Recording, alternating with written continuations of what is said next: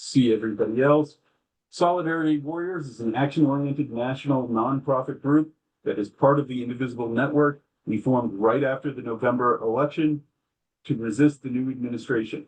We've been working with groups like Colorado 5051 to organize massive protests at the Capitol in Denver and have been continuing to organize and provide information and education and resources for all of our national members. If this is your first time, welcome. We meet up Zoom at the same time every week. You can sign up for our next meeting with the link I'm going to be put in the chat.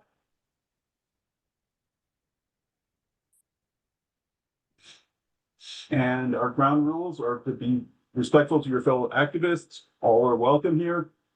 If you want to speak, please raise your hand. There is an icon under the React tab, either at the bottom of your screen or on the side usually. Put your hand up and I will call on you. Please mute your microphone if you're not speaking and turn on your video if you feel comfortable. If you don't feel comfortable, that's fine too. And then save any questions until I'm done speaking. And we will have plenty of Q&A at the end. Finally, we are a nonviolent group. We do not advocate violence and we do not tolerate talk of violence in the meeting. From there, we'd say every week, you can order stickers, you can donate to Solidarity Warriors, and we will put those links in as well. And I'm also going to put in the link to our YouTube channel. So if you want to see this or any past meetings, that's where they are.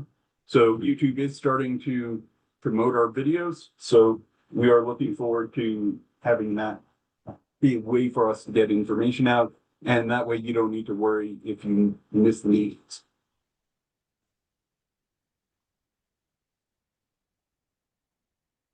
As many of you may know, Saturday, June 14th is a national mass day of action, and it's been called by multiple groups.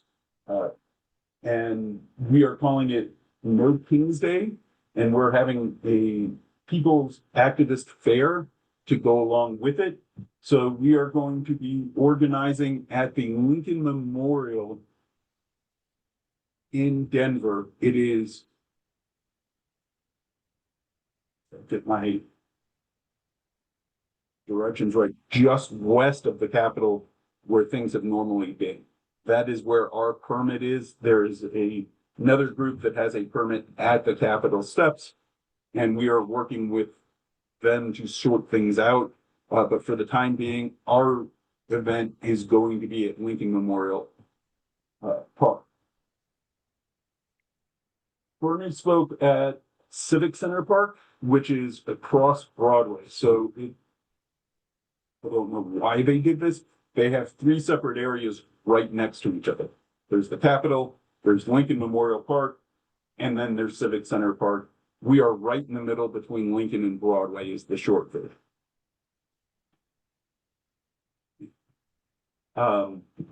So this is a collaboration event where up to 50 groups, we've already got 40 confirmed, are going to be showcasing their mission, their values, who they are, what they're doing. We've asked them to bring activities so that there are things that you can do as you're going from table to table, learning information about these other groups. And we're also going to be having music, bands. They're working on speakers and marching. That's going to be a little confusing, but it will be all on the day of flyer about who's going to be where. And it's to show community and solidarity, that we're not afraid of what the administration is doing and that we are going to go out and make our voices heard no matter what. We can come back and talk about that a little bit later. But tonight's topic, especially in the light of what's been happening in LA and what happened here last night, and what's going on against peaceful protesters, we are going to talk about how to protest safely. So this is going to be everything that you need to know. We've had people ask questions. What do I do? Where do I go? I'm going to get arrested. Is it going to be safe? We're going to go through everything that you need to know. Some of it can be a little kind of scary and intimidating if you go down the worst case scenario of what's going to happen.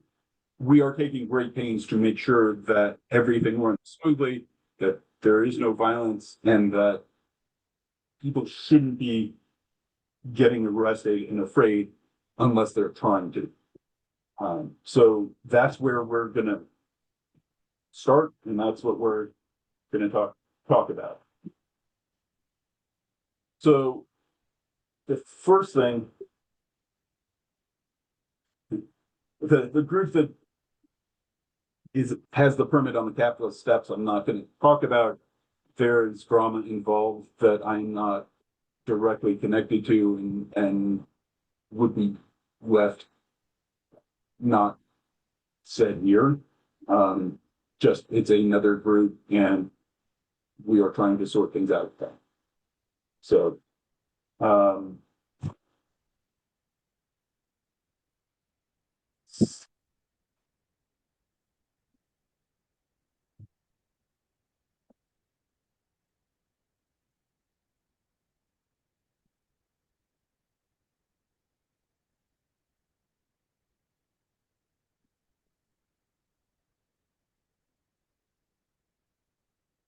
families, kind of. What time is the parade in Washington? Yeah, so that's better. And to get started, I'm sorry, this is not as smooth as I would like. Basic tips, just baseline stuff for what to do. Oh, all right, go ahead, Cozy Drake. Oh, sorry, it's a fake name. I was like, forgot. Are any of the groups that have permits, are they people protest or, marching or doing something for the current regime? I mean, are all the people who have permits people that we would feel comfortable with? I will say that all of the people that have permits are, for lack of a better term, on our side in anti-regime. Okay, If that's what you're asking, there isn't a group that is going to be counter-protesting us that has a permit. I will talk about the possibility of counter-protest, but right now we don't have any information to anticipate that. okay, thanks. So I think we will be okay. And we can go from there. The first thing, baseline, when you go to a protest, these are just basic things to do. So first is stay hydrated, bring water with you. There usually is water available, but it is better if you bring your own. And dress for the weather. This sounds, like common sense, but the reality is some of these will go from early in the morning to late at night. It may be cold when you get there, warm when you leave. It's going to be June. It's almost as warm as Denver's going to get. And just keep that in mind. There are people who want to get all in black and keep everything hidden, and there's reasons to keep all of your skin covered. And again, I'll talk about some of that a little bit later. But at the same time, if you're going to be so hot you're overheating because you wore a sweatshirt and long sleeves and pants to it, it is potentially dangerous. And the same goes for when it gets cold. This isn't going to stop just because we get to fall or winter. So if it's going to be in the 20s and 30s, it's a good idea to Make sure that you are dressed appropriately. Sunscreen is an excellent suggestion, especially this time. And um, I don't know about the Golden meeting, um, but that's fine. I'm sure they will be out there. Bring anything that you might need. Suggestions in addition to water are any medications that you might need. And again, in the eventuality that you get arrested, and there are medications that are necessary for you to have a day or two supply with you is a good idea. I certainly wouldn't trust the prison medical system to get you the medications that you would need. Just to keep that in mind. In addition to that, a lot of people recommend cash. That way, if you need bail or you need something, and your card is not accessible, you have a little bit of cash with you just in case. In addition to that, you do want to be prepared for chemical sprays, tear gas, smoke, things like that do happen. And then being aware of what you need for that. Go ahead, Paxton. I was recently arrested for a protest movement. I drew peace signs on a statue outside of Ballpark neighborhood. And one thing I found, if you do end up going to jail, something that helps is to sing protest songs in the jail. Don't yell at any of the cops in the jail. And just try to listen to them and do what they say. Um, but that is the only advice I really have for that. I still have a trial hopefully coming up soon for that. But not like this, you're probably not going to be arrested since there's a permit. So those people are allowed to be there because that person, such and such, has a permit. And if you're worried about that, go to the Solidarity Warriors tent and get information about know your rights. If you are approached for arrest, this and this and this, say this person is the one who has the permit for me to be here, in case you are worried. And just to be clear, the police haven't been acting in a way that if you show up at the protest on Saturday, you will likely to be arrested. And all of our protests have been conducted in a way that if you don't want to be arrested, it should be easy for you to not get arrested. And there's no reason to anticipate getting arrested. This is just in case, or if you go to a protest that isn't put on by our group, 5051, Solidarity Warriors, Indivisible, and all of the other groups that are involved, this is good information to have. I want to be very clear. We are not anticipating problems. We are not anticipating violence, and we are not anticipating anybody getting arrested. It is safe to bring kids. Just sorry for interrupting. There's going to be a kid zone, and I volunteered to be a part of the kid zone. I'm bringing my 4-year-old. I'm a single parent. I have no one else to look over them, not even my parents. So, and they've been to so many protests. I can't even tell you how many. So, and I've never been arrested with my child with me. When I did get arrested, I was completely alone, and they were at school that day. But yeah, there will be kids there. To answer the question, the event is scheduled to end at 4 o'clock. There's going to be some breakdown time after that, but that's officially when it's going to be for us.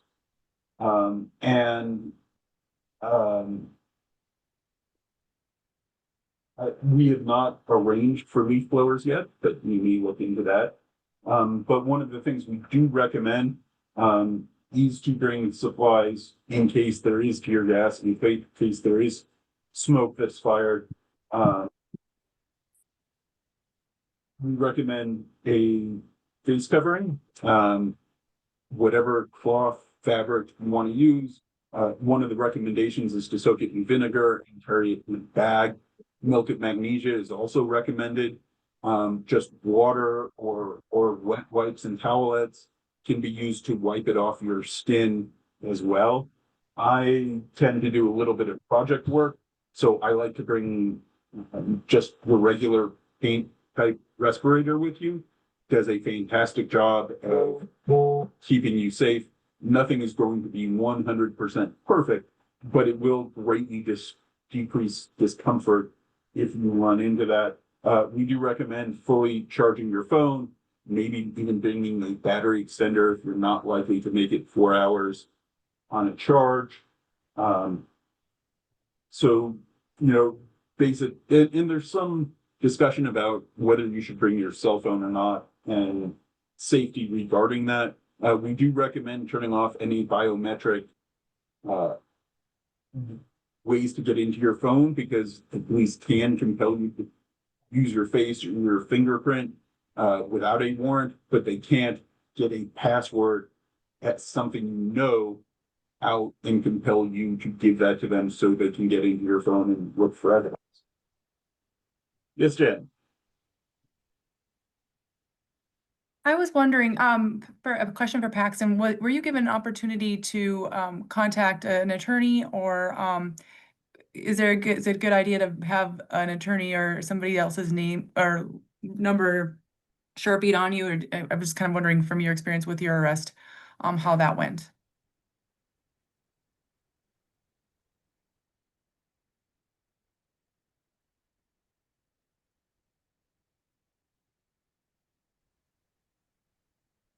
I saw her Ac- child come and play with her. Maybe she went off to help her with something. Maybe. Normally, they would give you the opportunity to call somebody. And one of the things we do recommend is having a defense attorney that is lined up. I am going to bring it to the group and see if we can't get a specific resource lined up ahead of time. But typically, there will be a way for um, you to contact an attorney, but you should have one. And like uh, was put in the chat, a lot of times people will write it on their arm in a Sharpie in case they can't get into their phone or if it's taken. And that way they don't need to memorize it. I had seen on a different channel that Milo Schwab is a civil rights attorney that was saying that he will be available during during this weekend, and as one group that was available to be there if anybody needed it. I think he was the one that got the injunction against the DPD in the Black Lives Matter Mhm. demonstration. So in case that's I, helpful.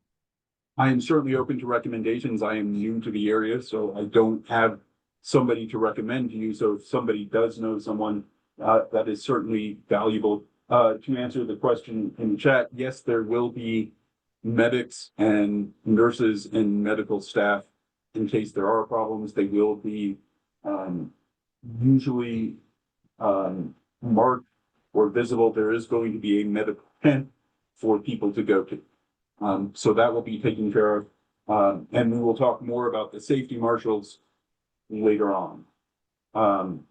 So then the last part, as just the basics, is let an emergency contact know where you're going to be. I actually frequently come by myself.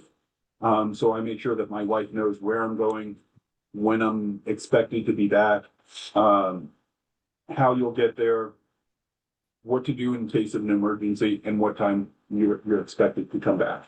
So just make sure that somebody knows where you are in case something happens. You're not just disappearing. Um, the next part is know the environment. So let me see if I can pull the part up really quickly.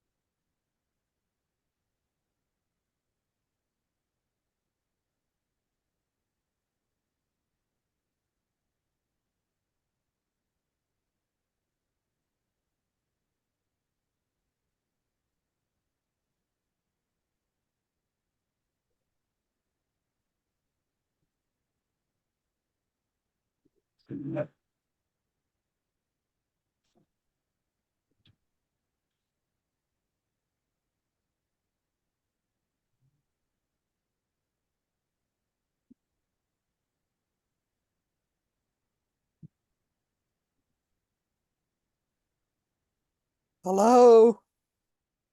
Hello? All right, this isn't cooperating with me. Anyway,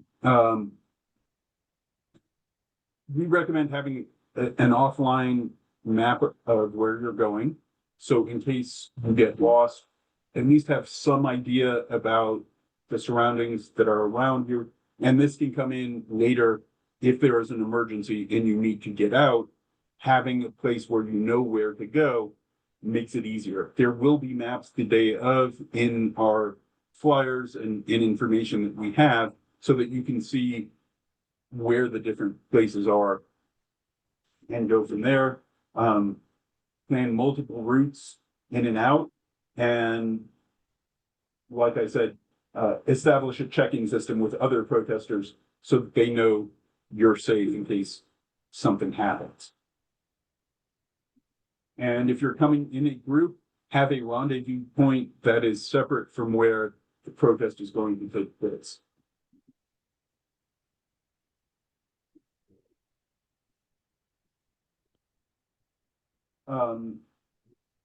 Phil Weiser, we are talking about if he's going to come and speak and how, and that part of if he's going to speak, how they're going to speak is still being arranged. There are some people who feel very strongly that we shouldn't be collaborating with the police and should not have elected officials. So that is a work in progress. I would like to see in there.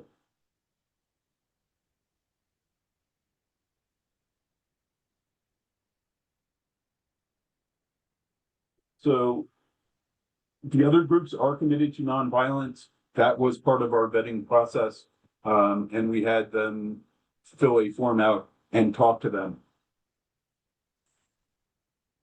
Okay, so we are planning 40 tables, up to 50.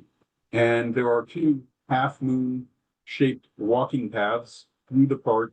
And the tables are going to line up along them so that they will be easily accessible, even for people in strollers and wheelchairs. It will all be along a paved area.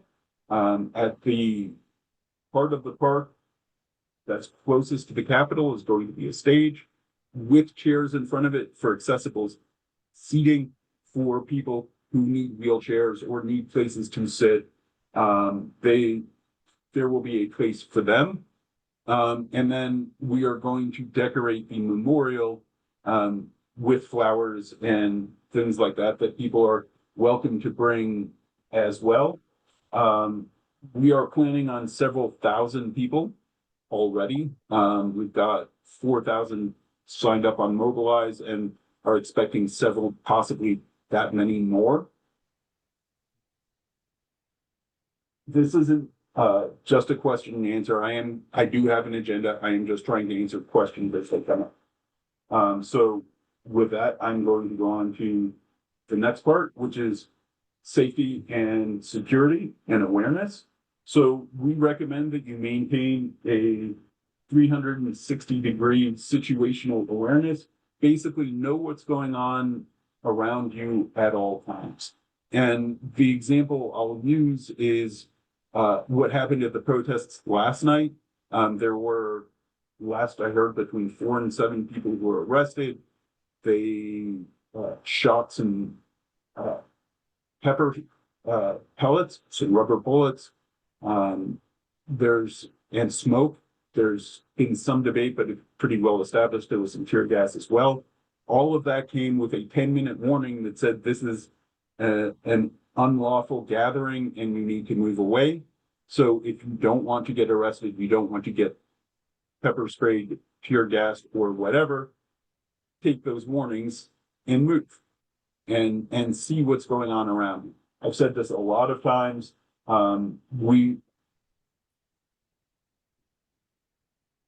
If you don't want to get arrested and you don't want to cause problems, you're not going to. And as things start to get dark, if people have been out protesting all day, is usually when we see problems. So, things were very peaceful the whole time. They started marching. One group split away and went towards the highway. The other group went back towards the Capitol. And the people who went towards the highway are the ones who started getting into trouble. If you are aware of what's going on around you and seeing what's going on, you have an understanding of where you should be to avoid problems or be involved if you want to. We are partnering with 5051 on them. Yes, Marissa. Do you want to bring American flags? They've been talking about whether you should or whether you shouldn't. Generally, we're not going to be policing whether you've got flags or not and what country they're from and what you're doing with it. As long as it's not violent and not going to cause problems, feel free to bring your flags. The second thing you want to do is be alert for anything that seems suspicious. You can get a sense for this just like when you're at the airport. If there's a baggage that is unattended, if there's somebody acting funny, if you see something just weird going on, cars where they shouldn't be, let a safety marshal know. The safety marshals do have orange vests, lanyards, and or radios. The medics are going to be dressed in a way that's distinctive to differentiate them from the safety marshals. But certainly if you see something or you see something escalating, certainly let the safety marshals know. You don't need to be involved in de-escalating. We have people trained to do that, and we'll get to that a little bit more later. We do have what's called an ACLU that we recommend, and that stands for Observe, Orient, Decide, and Act. So identify the source of dangers around you, orient yourself to determine where you need to go, choose the course of action that's going to minimize your risk, and then implement them, and then start over again. So it's a way to kind of keep you on alert for what's going on around you. One of the things that has been going around the internet a lot, they're saying, if you see something violent or you see someone acting out, sit down and it will basically point them out to the marshals and the police that the person who's still standing is causing a problem. We are recommending against this. The reason for that is if there's truly something dangerous and you need to run away from it, the seconds that it takes you to stand up from sitting that down can be life and death. So what we're saying is if you see a bad actor or you see something happening, move away from that person and let the safety marshals know. And they will step in. They are trained to de-escalate and they are trained to handle those problems. Point them out to a safety marshal and move away. That's what we are recommending. It is unlikely that you're going to get tear gassed at the event in Denver. But if you are somewhere else, the way many of our people are, it is possible. Whether you're in DC or LA or Birmingham, Alabama, if you are out, there is a chance that the police will not act the same way they do in Denver, and you may not have the same group that's organizing the event near you. So this is just to be careful. So if you do get your tear gas, this is where we recommend something like a bandana with vinegar on it, or a respirator, or a mask that is going to minimize the amount that you are breathing in is going to be useful. We do recommend, like I said earlier, a protest buddy. In Denver, if you do get arrested or have problems, you can contact the Bread and Roses legal line, and I will put that in the chat with their phone number. But this is also where having a lawyer ahead of time, if you're not in Denver, and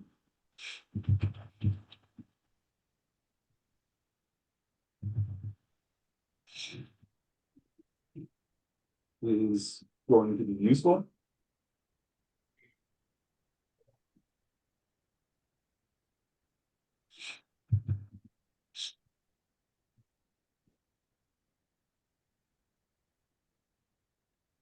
Another thing you need to know is to know your rights. There's a lot of know your rights information out there. ACLU does that. The point of this isn't necessarily going to be giving you an exhaustive know your rights presentation. That's probably going to be for a different day. But if you do come up to a counter protester, they do still have the free speech rights. They do have the right to be there. And the police are permitted to keep counter protesters separated from our events, but a lot of times they will be in visual sight and they will be in speaking distance, and you can get some back and forth. If you see a counter protester, you have two options. The first is walk away. The second would be de-escalate the situation, and really the best way to do that is to get one of our safety marshals to do it. So here are some, you know what?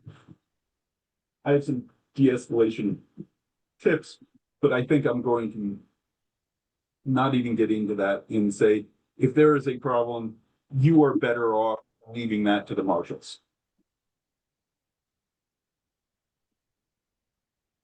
But I will put the two links in case anybody wants to check that out.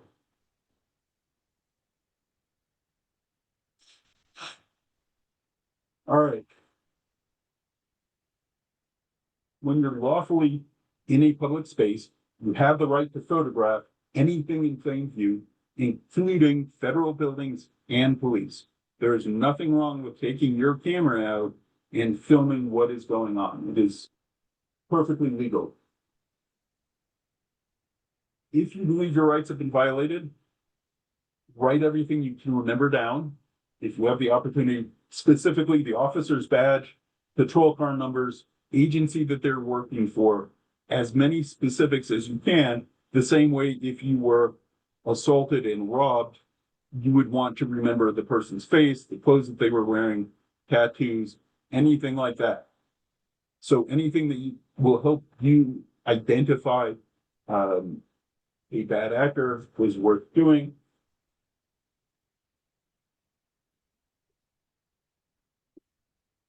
And if any of that happens, you have that information put in a complaint. If the police do order the protest to disperse, they must give you a reasonable opportunity to comply.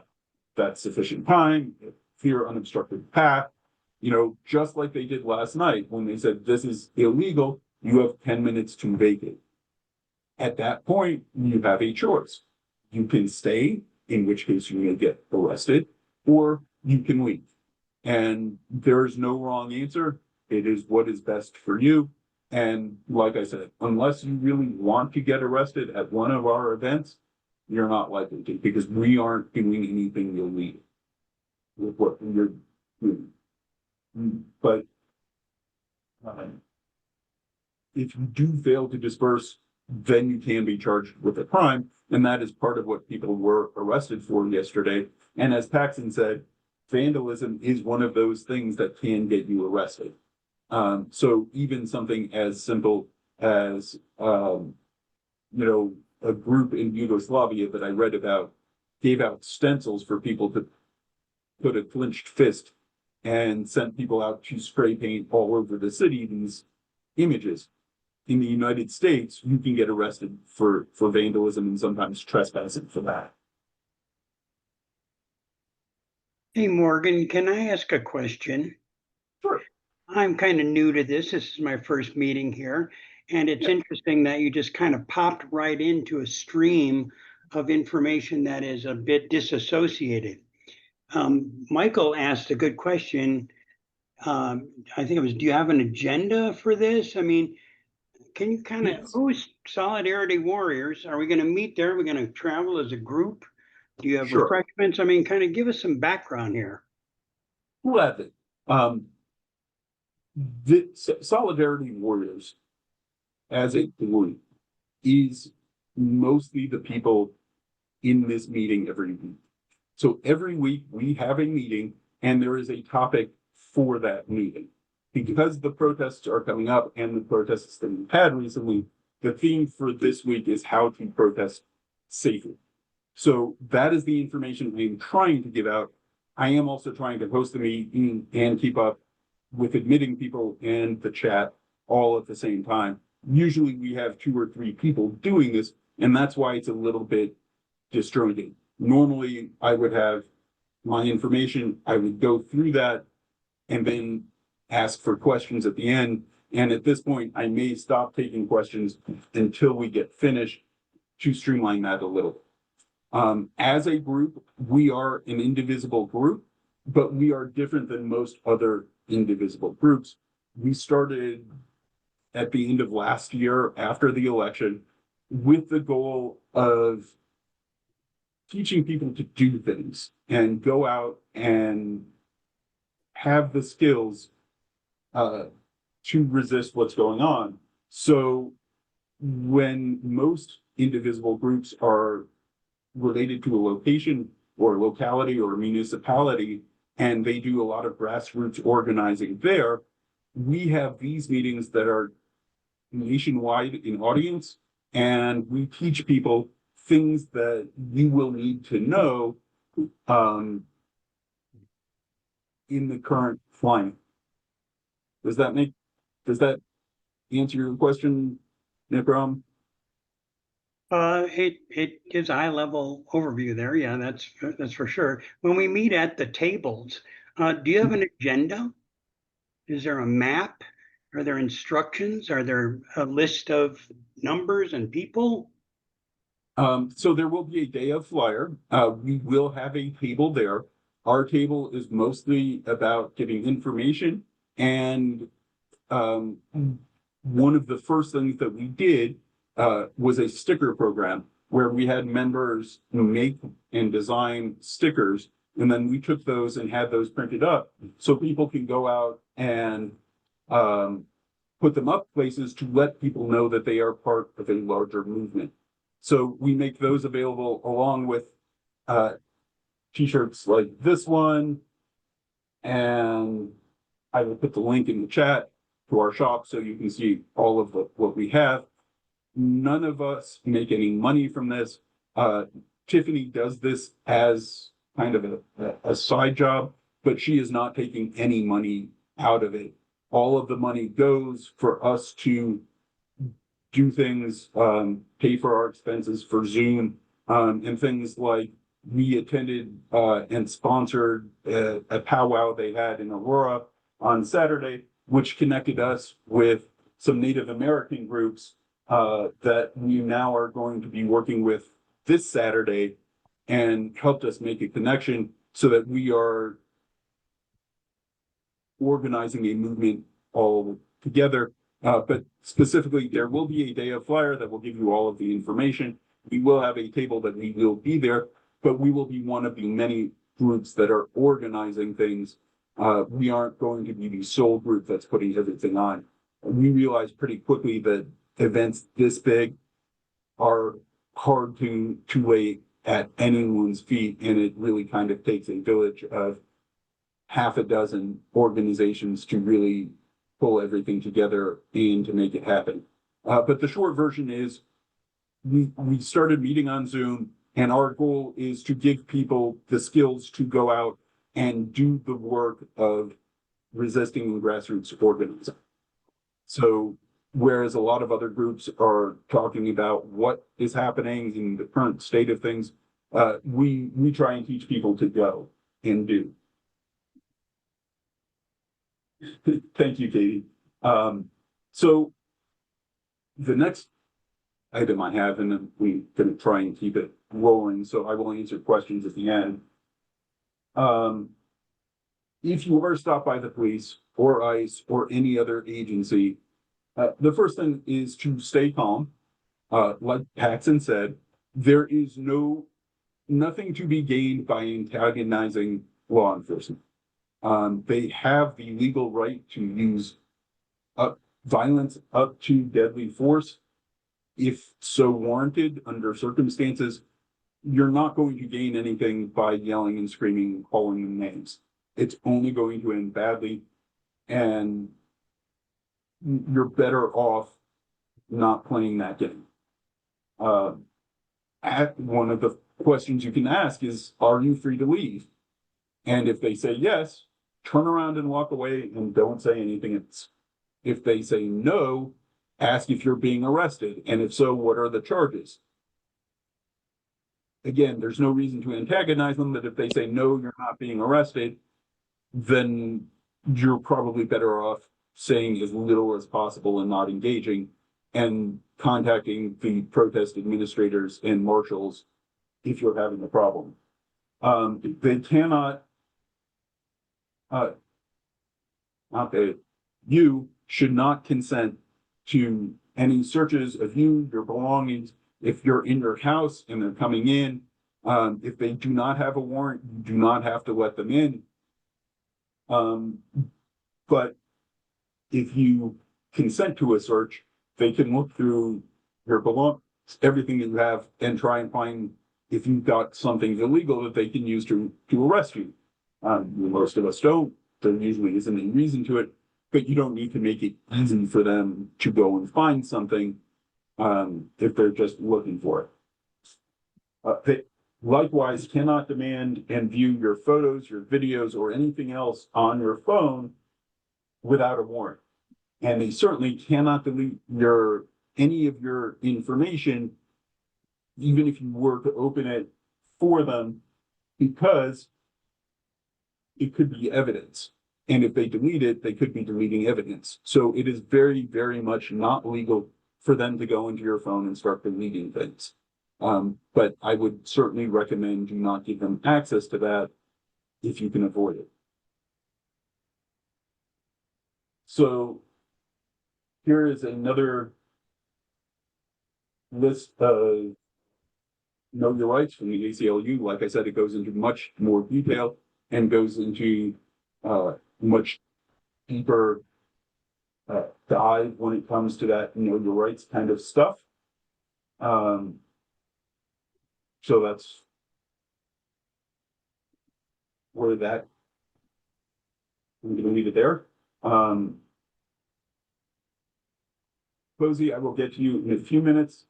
I'm trying to get through the rest of it, and there isn't that much more, so I will make it quick, and then I will answer questions and maybe get into some more detail.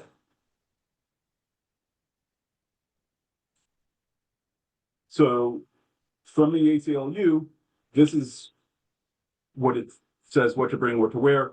We went over this a little bit, so I'll be quick.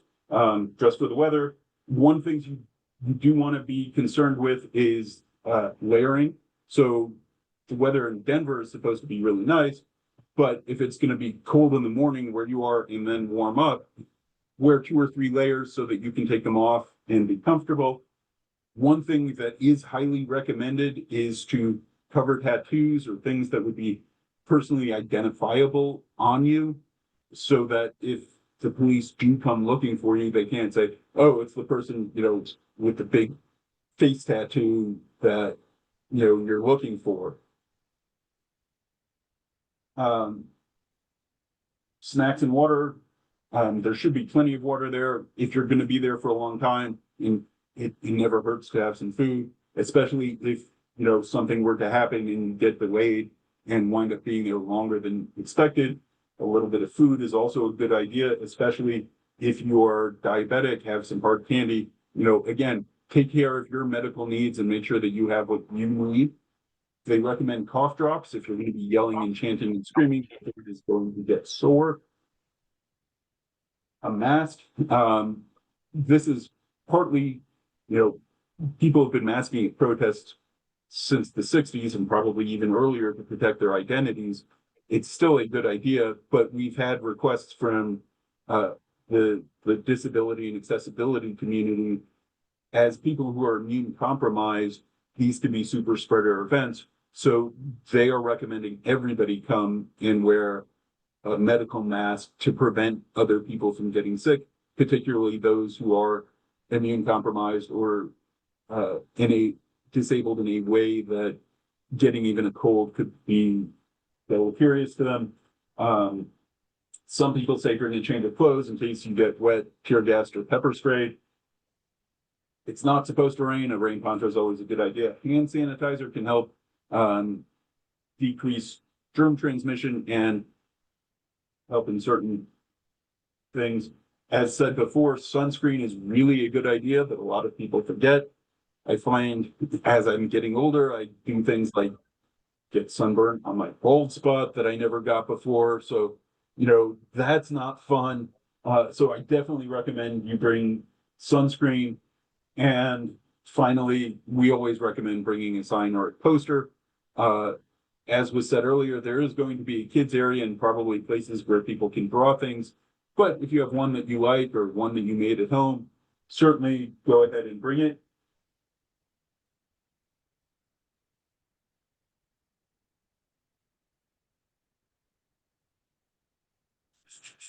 We talked about disabling biometrics. There are some people who get burner phones. With what's been going on, particularly in LA, we talked about this on the last meeting on the 4th, and I talked about it earlier. There's a lot that can go into keeping your information private, and my opinion is, unless you're doing something that you don't want the police to know about or the authorities to know about, as in it's illegal, a burner phone should not be necessary for most of what we're doing. And I was just talking to somebody today and really came to the conclusion that unless you're really getting into something questionable, you probably don't need to bring a burner phone with you. But like I said, if you have a PIN or a password, they cannot compel you to open your phone, at least without a warrant. But if you have a facial recognition or even a fingerprint recognition, that may be different. Put your phone on airplane mode is a recommendation, and that's not necessary. But it makes it harder for them to track you if they're able to get into GPS and use programs like Palantir and Pegasus and all of the other stuff. And then this is coming from the ACLU, so we've gone over a lot of this. One of the things they do recommend is be mindful about posting photos. There are people who are going to be there who may not want their picture taken and may not want them on social media. So be respectful of the people around you when you're taking pictures. Do not post anything that would be identifiable to somebody who doesn't want to be identified. And likewise, if you do post photos, they recommend that you remove the metadata.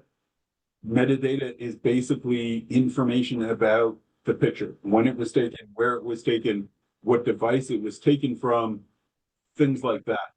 If you do want to post the stuff on social media, they recommend you scrub that and do that by taking the pictures from your phone, putting them on your computer, and taking a screenshot of it.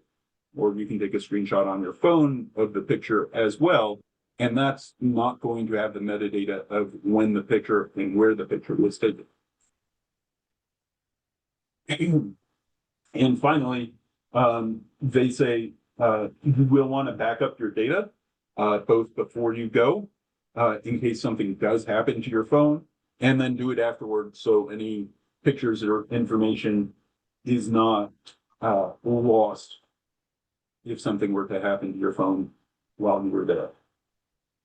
That is the end of the important part. I do have some links and things that I can put in the chat later. But for now, I'm going to open some questions and fill in some gaps in information if people need it. So go ahead, Cozy Dre. Well, I'm still with Nick because I don't quite understand what the plan is. I mean, first of all, is it a march? Are we all just having tables like we're going to the, senior fair at the rec center or,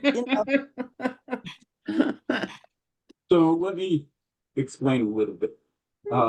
This is a little confusing compared to normal protests that we've put on in the past. Part of that is because there are going to be multiple organizations in the same place. And this was originally meant to be a activist fair. So, and even going further back, the theme is no kings.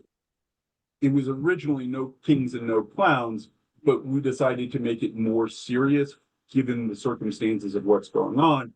So we dropped excuse me, part of what did you say it was, but the original name was something about what? no kings and no clowns, Oh, yeah, that's pretty good. which is a pretty good idea. But again, there are people that thought it wasn't serious enough given the moment. So we took the idea and turned it more into an activist fair. So it has a feel of joy like when you go to a fair, and that's what the booths are going to be. As far as marching goes, there are going to be several marches, and there are going to be opportunities for that to happen. We are looking at doing something right now. We're looking at doing something what's called block. And what that is Sammy, hang on a moment.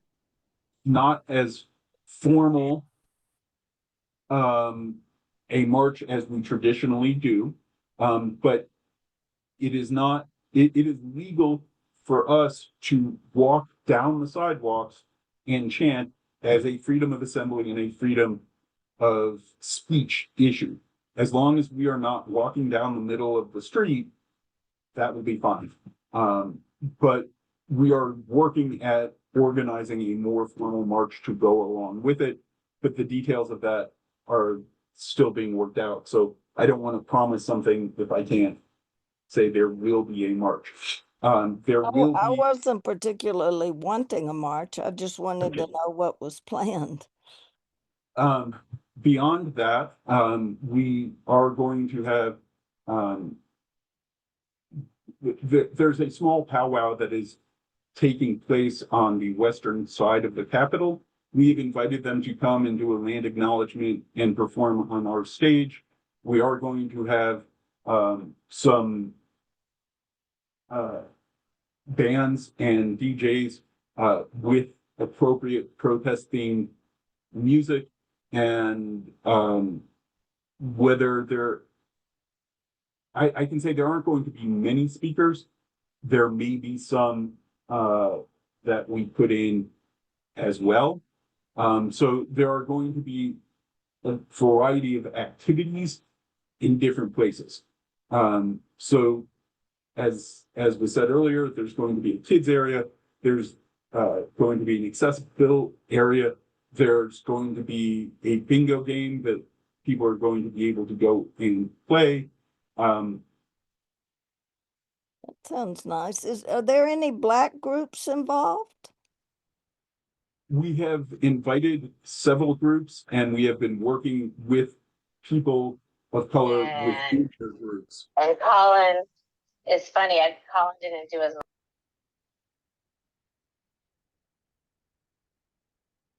I can say that we have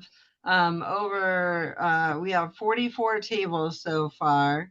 And I don't know who every single one of them is, but it's certainly possible with those odds. And I second what Morgan was saying, that, you know, we've definitely done a lot to reach out to Whether there are various stars groups. in Ohio, but All right, Stephen keeps unmuting himself. But yeah, so we are working to make our movement more diverse.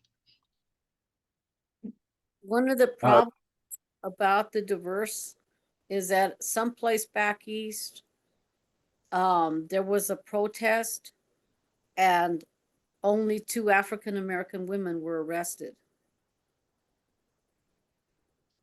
So maybe that's their reservations. I don't blame them.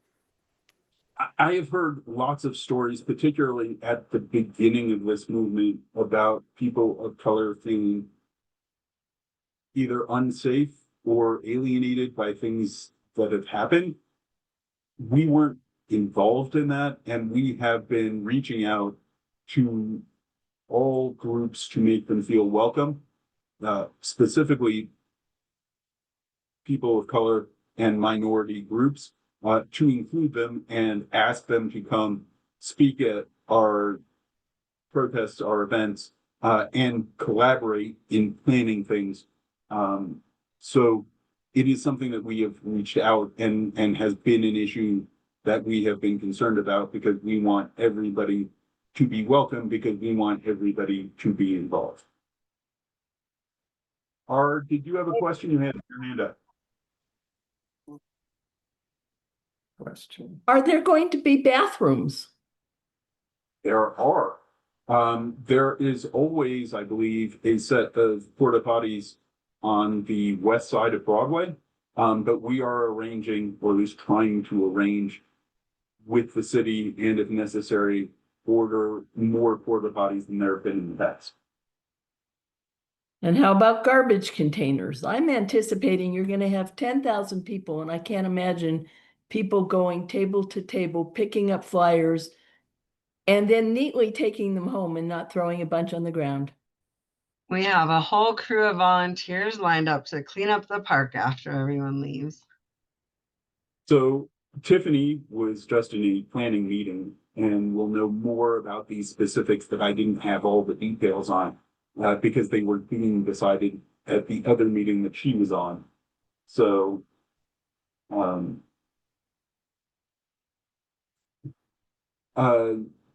to Michael's question, No Kings is very specifically a dictator reference, and we don't have them here.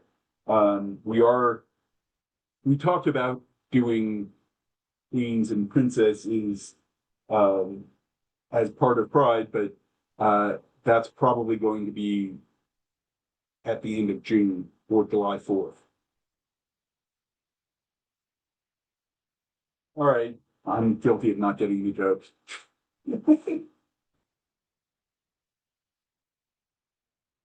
Go ahead, iPhone 2.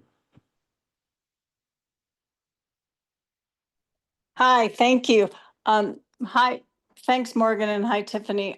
I just wanted to ask, since you were on the other call, since a number of us have been asking, is it possible for you to sort of contrast this with the hands-off in April 5th, and let us know, is it starting with speakers and is there a march, or is it really all centered around the fair? Because I've told a lot of people I was getting on the call and try to give them an idea of how it's Oh, organized. sure. Thank you. Yeah, absolutely. We are not going to have speakers at this event. We Okay. want it to be community for community. So that was the idea behind doing an activist fair instead of having the traditional speakers. We are also regrouping and reevaluating approaches to speakers. I know that some people were not happy with some of the speakers after the first few hands-off rallies, so that's something that we are working to address before the next event. And the march that is definitely happening is that, like Morgan was explaining, there's another organization that is putting on an event called Block by Block, and they are made up of much smaller organizations that have each claimed one block of Broadway, going all the way from the Capitol down to Highlands Ranch. And each group will stand in their block and hold signs. What we've arranged is, starting at 3 p.m., our group can march as far as they want down Broadway, as long as they stay on the sidewalks at this time. And they're welcome to stop at whichever block they like and continue to hold a sign. which is always a good feeling when traffic honks at you. But there's a couple of other options that we're pursuing. We are trying to get enough extra safety marshals so that we can do a full-blown, have police block off the streets and do a regular march. But we right now just have enough safety marshals for the event itself. And we definitely don't want to pull any away from the event. So we're looking to get enough additional safety marshals to do a traditional march. If that happens, I will email everyone as soon as we have that information, because I know some people are planning their day around that or want to let other people know that may not want to be there for the whole day. If we do that, it will be towards the end of the event, so around 3 p.m. And then another option is that at 4 p.m. I'll have to look up. Morgan, can you look up what PSL stands for? Do you know? It is the People Socialist Liberation. What was that? Party for Socialism and Liberation. Okay, so they are doing a march starting at 4 o'clock. They have an event at the Capitol from 4 p.m. until later in the evening. So that is another option if we don't end up doing a normal march. So those are our marching orders. So a couple of comments. For those of you who are new here, we have been planning these events in Denver since February. And this event is planned with a different format on purpose for those of us who have been in the trenches and doing this. We wanted to have something that was a little bit different than the same speakers get up and then we march and then we go around and come back. That's why this format is different than other events in the past. Some of the things we do have is we have heard the feedback and people want to march. So from here on out, there will be a march. Because of the complexity that Tiffany was just talking about with the other groups and everything else that was going on, the exact nature of what it's going to look like at this event, like I said, I don't want to tell you something unless I can promise it's going to be that way and the march is going to be the way the march is. There's the block to block, there's the PSL march, there's likely to be another march, and then we may have a march too, but I can't say for sure.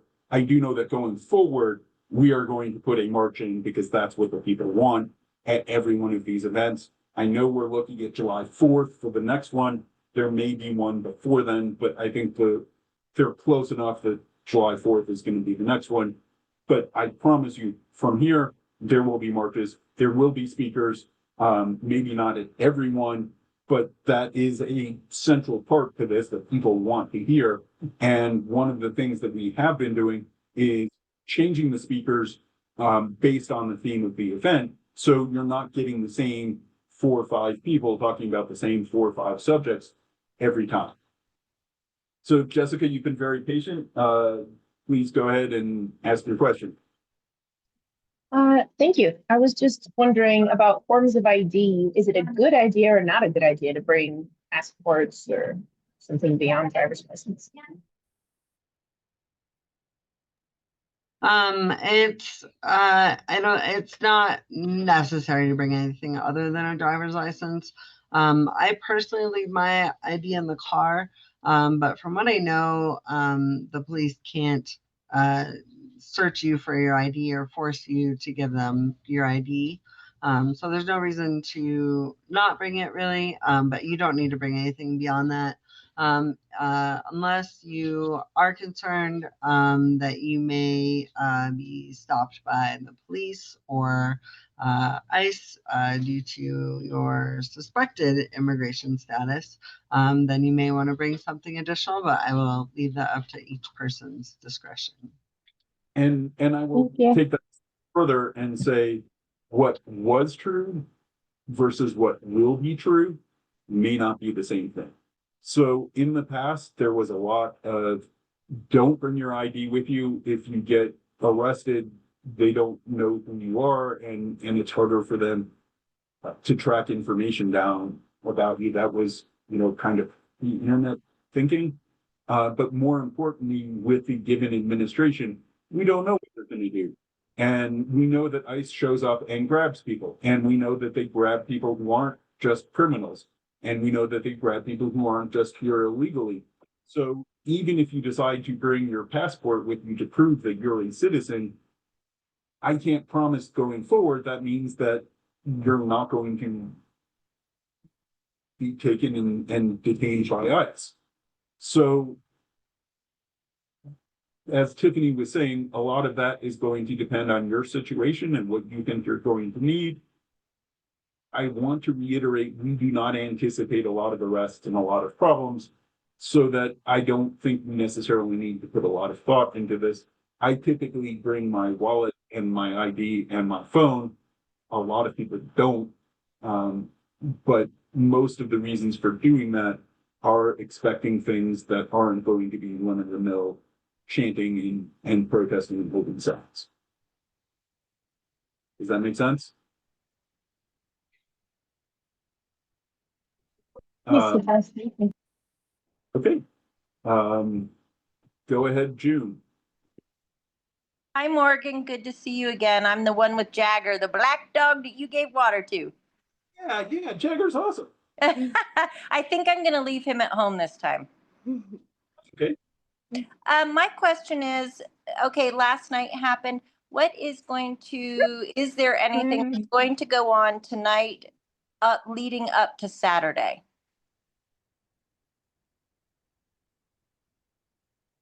I don't think I've heard of anything happening tonight, tomorrow, or Friday in response.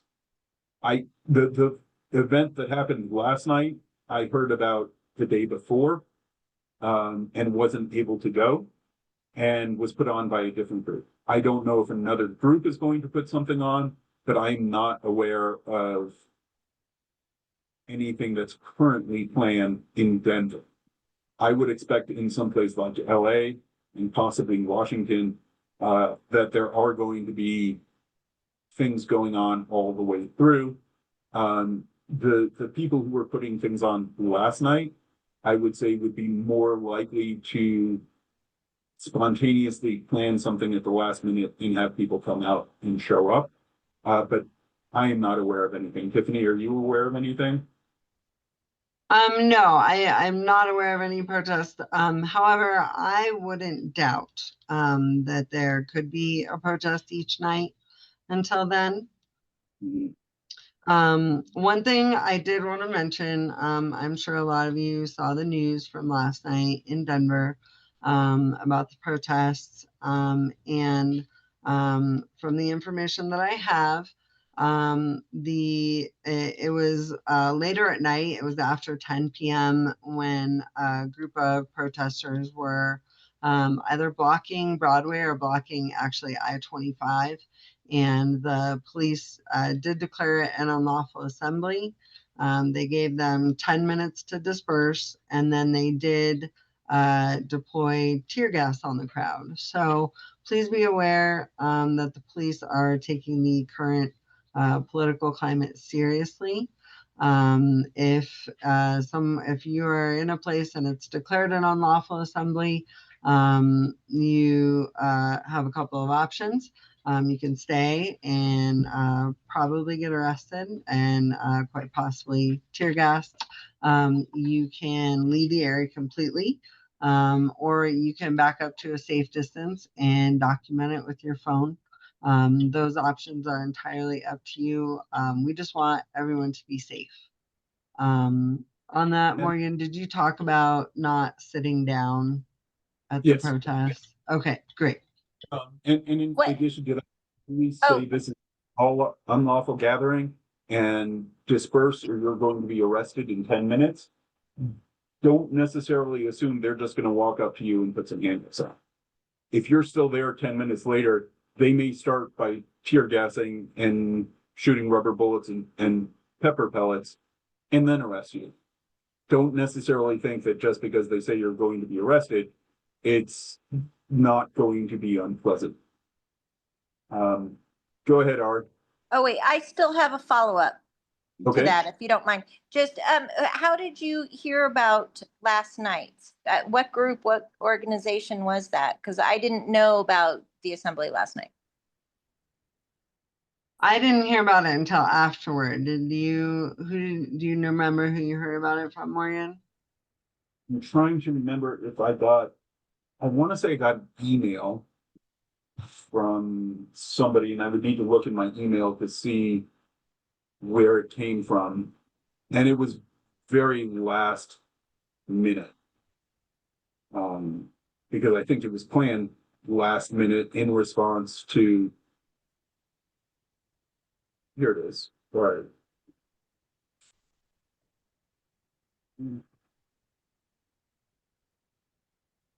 Okay, so the Workers' Family Party put something out for Monday.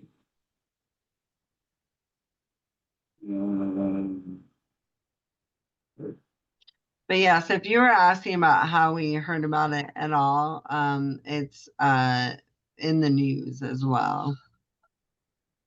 And I think one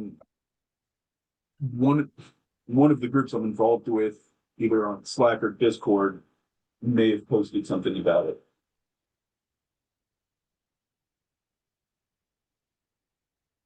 So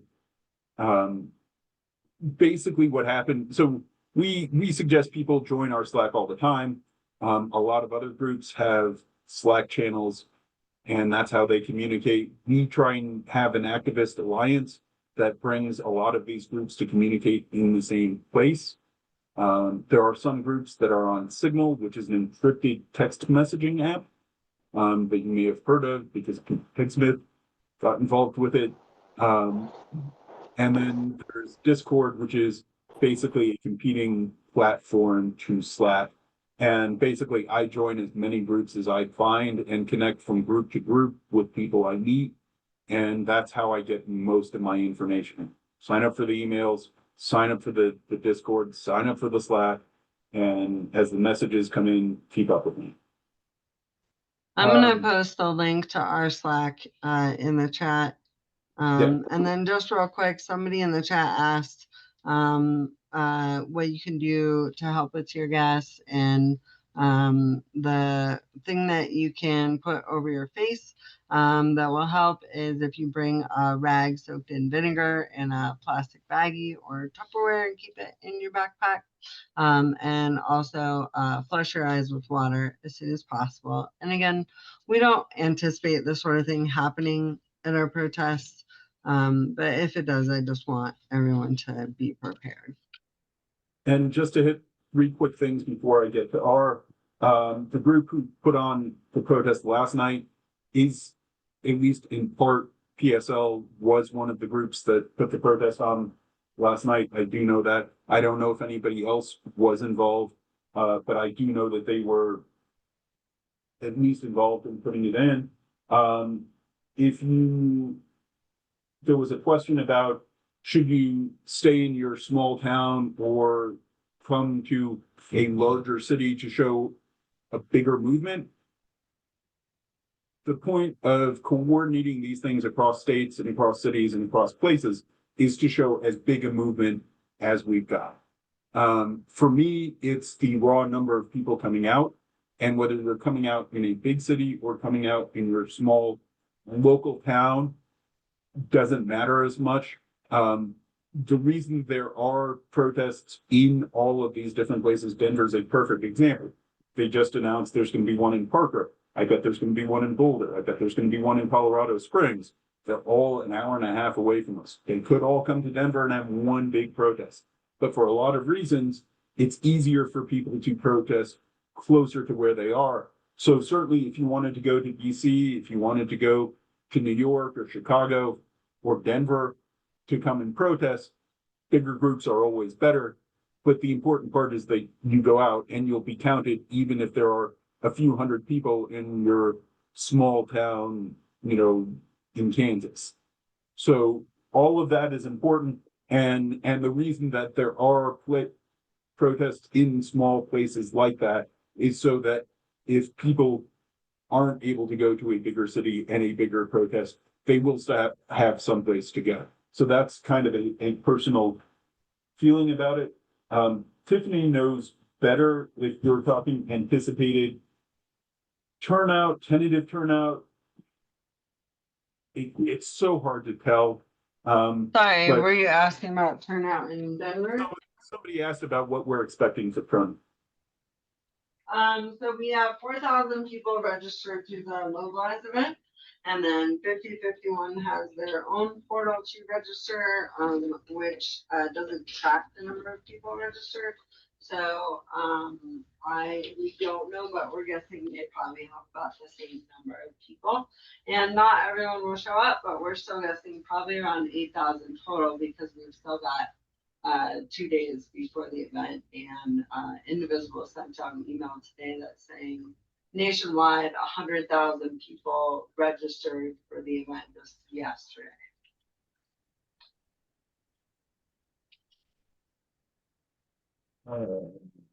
Somebody did Who's put next? a good point in the chat. If you have life-threatening allergies, particularly to pepper and pepper spray, you should bring an EpiPen with you if needed. And then I think that's all I've got. So I really want to get to you. Go ahead and ask your question. Well, it seems to me that within the And- neighborhood, 10,000 people or so, you're likely to have a lot of pickpockets. So, and a good time to be pickpocketed would be while you're leaning over a table to pick up some information. So keep an eye on your belongings. Don't take anything you're not willing to lose. And that, to my knowledge, hasn't been much of a problem at our particular protest, but it is absolutely a good point. It is certainly anytime you get in a group that big, somebody is going to be trying to take advantage. And this is another argument to not Diane? bring in a lot of money. Diane?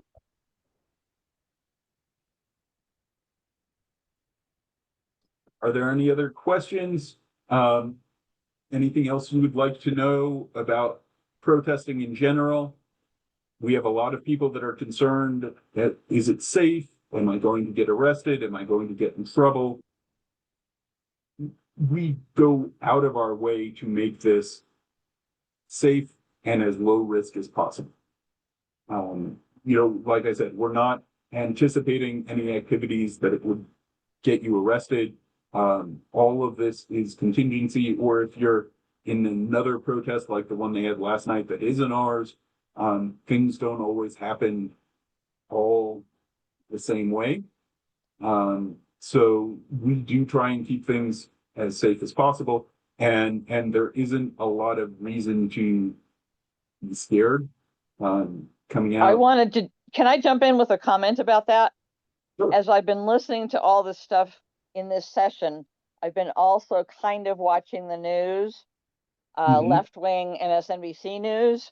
And with the rate at which Trump is trying to escalate stuff, I'm hoping that there will be some other opportunities before Saturday. And whether it's with you directly or Indivisible instead or whomever, I think we may have to reevaluate things even up to, like, say, Friday night. This is what I have been saying all along.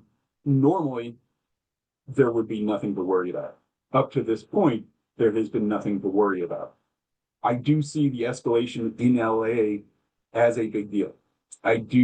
People have been conjecturing he's looking for a reason to declare martial law in the state of emergency. And it certainly looks like that is what he's pushing for. And he is trying to instigate something by sending the military. Denver is a special case. I've learned some of the history. Their police have gotten in trouble and gotten sued. They tend to be more hands-off than, for example, the police in St. Louis were when I was there. So any of this can change, which is part of why we are doing this now, because we don't anticipate these things, but if things change, and then you may need to know some of this information.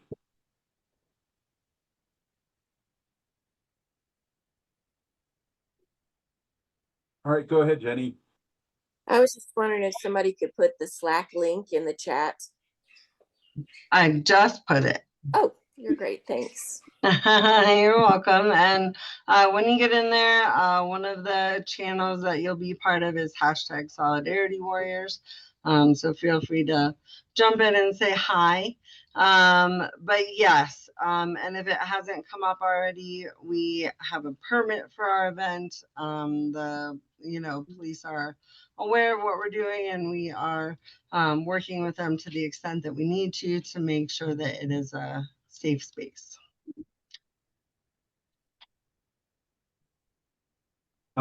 Jenny, go ahead. What a Slack channel is. Slack is like Discord. That probably doesn't help.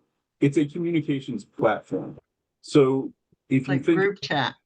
as a group chat, or, like a conference call of text messaging, and it lets multiple people send messages back and forth and collaborate.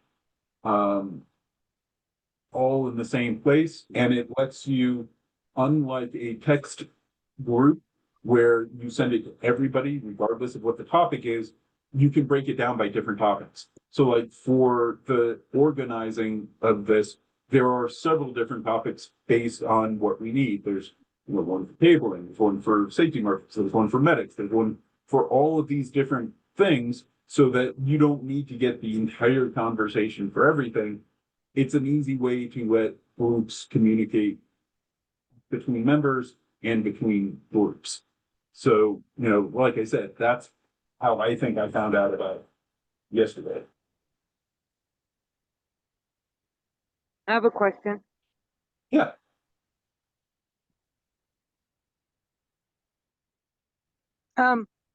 So it's the same. Obviously, I'm hoping that the same rules apply for the golden protest. It's from 3 to 5. Mm-hmm. To be honest, I believe the Golden Protest is an indivisible group, but that's speculating. I don't even know that for certain. So It's the markers between 6th and 19th Street on Washington Street. We aren't able to see like which organization registered No Kings events, and it was open to anyone who wanted to register. So we don't personally know anything regarding that event.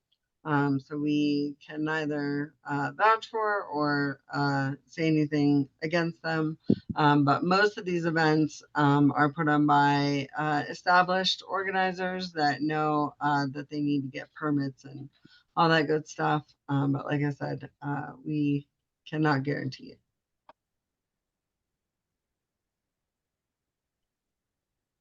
and to further reiterate that, I don't know which particular group is putting that on, but I do have. That's a No Kings thing as well. What But was the that? No Kings is just a theme, so it's not an organization. No Kings is a collaboration between at least 4 of the, or I know of at least 3 of the major nationwide groups, which includes Indivisible, Working Families Party, and Public Citizen. However, anyone can go on the nokings.org website and register an event. So we can't say for sure who's putting on the one in Golden. Yeah, that's where I registered at. Okay. For the one in Golden. It's closest to me. That works.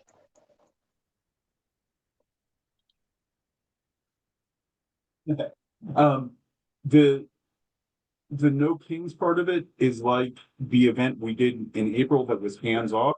So hands off was to keep your hands off, keep Doge out of doing things. No Kings is to keep Donald Trump from acting like a king and a dictator, and to say we're not going to allow that in our country. That's the theme of it, because he wants to have a military parade for his birthday the way they do in China and Russia and the way other dictators do. And this is just to point out that this is America and we don't have kings. Someone, Molly mentioned that the link she has from Indivisible Denver goes to the Solidarity Warriors event, which is right. There are at least 20 organizations that have formed a coalition to bring about this event on Saturday. So Solidarity Warriors and 5051 are just two of them. And there are lots of other ones like Indivisible Denver Action. We're supported by Colorado Indivisible, as well as a whole bunch of other great groups. I'll actually put the a picture of the banner that we're going to have in the chat. And it'll take me a second to do that, but that has a whole bunch of the different organizations on it. But we are super excited, especially about having 40 groups that are going to come and have tables with us. And yeah, just really excited to have all of you or have you participate in your local event. I think it's going to be a really great day. And I think we are definitely going to show Trump that the party's not in DC. The party is everywhere else.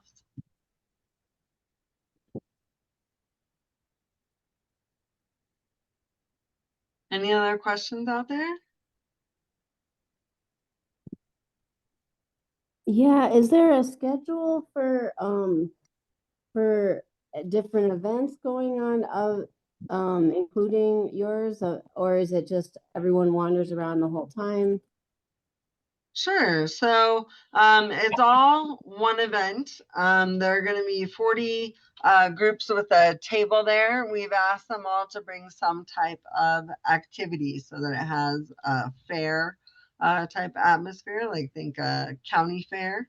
There is, I know there's going to be at least one band and then some other music. I think the band is going to be playing from 1:30 to 2:30, if I remember correctly. I know that the block by block march that we talked about with people just going down the sidewalks on Broadway is going to start at 3 p.m. There is another march that we may just combine with that starts at 4 p.m. And our event is from noon until 4. And then there's also right across the street on the west steps of the Capitol, Native American powwow happening from 11:30 to 5. And so you are welcome to,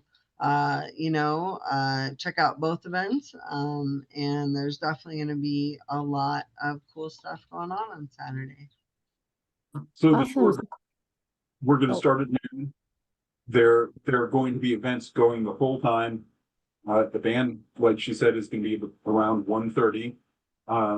There will be a flyer day of with all of the information on what's happening, when, and where. There are going to be people marching. There are going to be people going block to block, and there are going to be plenty of things for people to do. And there is going to be a stage and entertainment as well.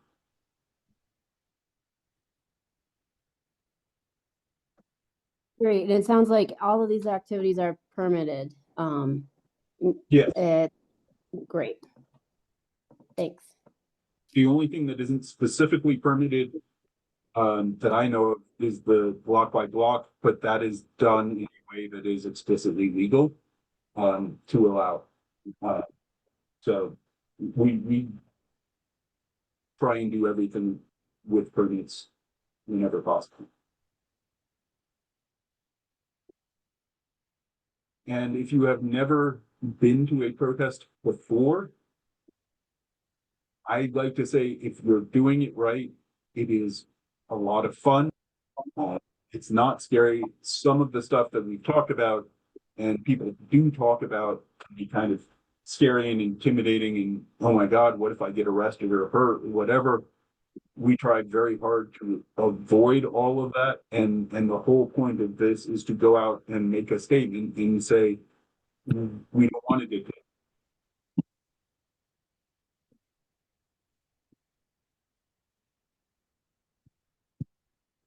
And I'm gonna throw a bunch of links in the chat. Take a look at them, and if you want to click on any of them, please do. I want to mention the new resistance stickers one more time because they're really cool. We have some great satirical stickers with Trump and Elon on them, even though the girls broke up. And I know they're really heartbroken about it. We can still make fun of them. But Nikram, you asked a little bit about what Solidarity Warriors is all about. I told you that the first thing we did was make stickers and start putting them out everywhere and start hoping to build a movement. And we went from there. This is the second, at least, How to Protest Safely event that we did. Last week we did cybersecurity. So if you're getting into planning these things, how to keep your information safe. And that's the second time we did that. We do these things with a theme of enabling people to go out and do these things wherever they are, and based on what people want to hear about. So and we try to have a guest speaker pretty often too. Right. A couple of weeks ago, and blanking on what Elle spoke about. Elle talked about emergency preparedness. So we talked about what if we're stuck in our house for a week because Trump declares martial law, or what if you're in a natural disaster and FEMA doesn't come. You know, what to do to prepare for a couple bad days or a couple bad weeks or a bad month. Yep, and everything is on our YouTube channel. So you can check it out there as well. Thank you, Marissa. And we focus on, we know that most of the people that are getting into this are getting into this for the first time. And there's a lot they may not know. And there may be a lot that they're worried or concerned about, or say, how could I possibly do that? And we focus on teaching people to do the things that want and need to get done. Does that help? Very topical, good stuff. I now have a much better idea what's going on, and there's a lot of ancillary information as well. So I'm going to keep busy reading here for a couple of days, I think. So it's always hard to keep up with. What we do tell people and what we try and do, because somebody asked, is you can save the chat before we close the meeting. So the 3 dots that are up at the top of the chat, if you click on that, it gives you the option to save it, and then you can go through it at your leisure. And you saw how I was having trouble keeping up with what I was presenting and keeping up with what was going on in the chat at the same time. We recognize it goes quick and there's a lot of information there. That's part of why we record these, and that's part of why we've started saving the chats as well. And I always send up a follow-up email the next morning. And that'll have all the links from tonight, and just kind of a summary, and then any more information that is needed. Okay, last chance. Does anybody have a question about going to a protest that they've wondered about, that hasn't been answered? What to expect, what to do, if this happens, if that happens? I have a question. Can you hear me? And I apologize, I came late, so if this has already been answered, just let me know. But I have, Trump put like this big threat against protesters who are going to be wearing masks to meetings. Do you have any recommendations to mask or not to mask? So I would say, if you want to mask, don't be afraid. Trump really can't enforce something like that. The Denver police I don't see any reason why they would there's no law to enforce that says you can't wear a mask. So until Trump issues an executive order that says we can't wear masks, feel free to wear one. It depends on whether you want to keep your identity secret or not. There has definitely, we've seen police drones flying around the protest that could be doing facial recognition. So it just depends on your personal desire for security. Okay, thank you. It also depends on two things. You know, the first is if you're talking about a surgical COVID type mask, I recommend it. I mean, the reality is COVID is still there, flu is still there, other diseases are still there. You're talking about thousands of people in the same place. This always has the potential to be a super spreader event. Wearing those masks was requested by, like I said, some disability advocate people as part of our accessibility. I always recommend wearing a mask, even if you're going to a baseball game under those circumstances or flying on a plane. That would be my suggestion. If you want to wear something to cover your identity, to the best of my knowledge, that's a lot of local laws. So, for example, there are places that have outlawed wearing masks to prevent the KKK from being active and being discussed. It depends a little bit on your local municipality, but generally, I don't think there are, like Tiffany said, laws that can be enforced to stop you from covering part of your face. Okay, thank you.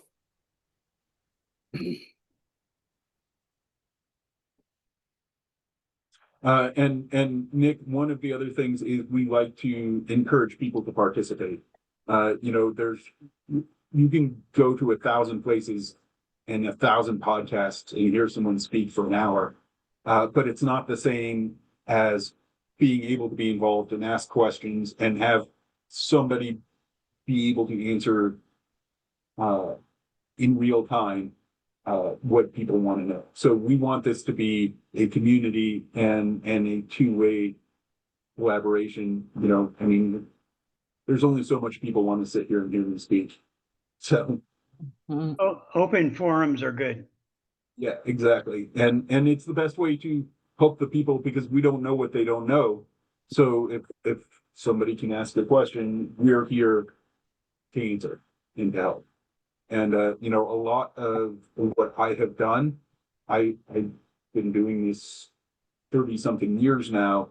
I learned by doing it. And you know, there is no protest school that you can go to learn this stuff. And I started in this particular group because I had things to say and things in my head that I didn't hear anybody else saying that I thought was important information for other people to know. So we started putting that information out there so people knew what to expect and what was coming. And you know, there was a lot of, all right, he's gotten reelected again. What is going to happen now? Meetings that we've had where people don't understand, you know, the fact that he is not following the Constitution, not following the law, not following the courts. And then what does that mean in real terms when a president starts doing those kinds of things? What does it mean to the rule of law? What does it mean to generations going forward? You know, what does it mean to Social Security? What does it mean to Medicare? What does it mean to, you know, people who have, you know, legal immigration status? And we've tried to be a resource for those questions to get answered as well. Oh, one last thing for those of you that are left. We are going to have an accessibility area on Saturday. So if you do have accessibility needs, there will be an area in front of the stage with seating and a canopy nearby with shade and water. Also, we've asked all the organizations that are going to have a table to have some bottled water on hand. So if your water bottle runs dry, feel free to ask someone. And to answer the question, can you bring a poster with a wood stick, like a ruler, to hold? Is it okay? A lot of people bring sticks. I've got a car full of pink stirs that are almost 3 feet long. And it makes it much easier to hold a poster, to march with it, to raise it over your head so other people can see it. I will warn you that if push comes to shove, the police can say that wooden stick is a weapon if they are looking to arrest you. Just keep that in mind when you make those signs and do those things, that that is a risk that you are assuming. But again, given our circumstances here in Denver, we're not expecting. The other thing is, in my 30 years of doing this group and these protests are the first time that consideration for accessibility and disability has been so centrally a concern, to make it so that nobody, regardless of age or ability to walk or anything else, are welcome to come. And it's easy and possible for those people to come. Whereas, in other protests that are just on a grassy hill, make it nearly impossible for somebody in a wheelchair to come. And that's part of our effort to make it open and welcoming to everyone.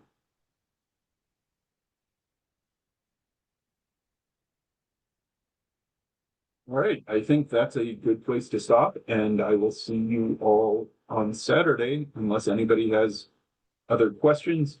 If you do have other questions, you can email action@Solidarity Warriors. You can go to our Slack and ask questions there, and we will be happy to answer them for you. We were talking about next week, and probably what we're going to do is a movement update, but that may be subject to change, particularly if we get an opportunity to get a really good speaker.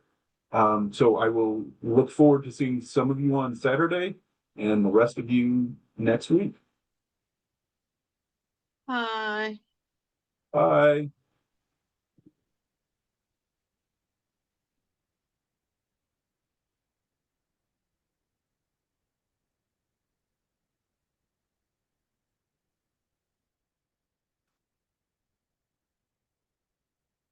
Bye. See you, Lindy. See you later. See you Saturday. Yeah.